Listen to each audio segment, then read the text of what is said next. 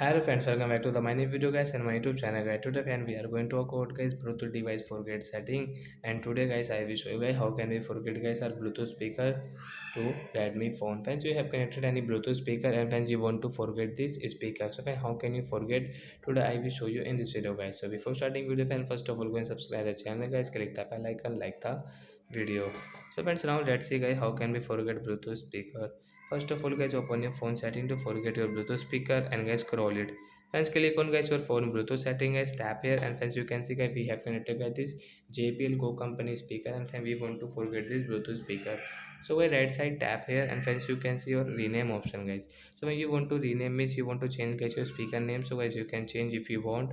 And guys you can see unpair option guys, tap here to forget, then it will forget, you cannot use guys. You want to use, so you will have to click on your speaker name, then it will connect automatic. So like that guy we can forget Bluetooth speaker. So that's it guys, thanks for watching the video, bye guys.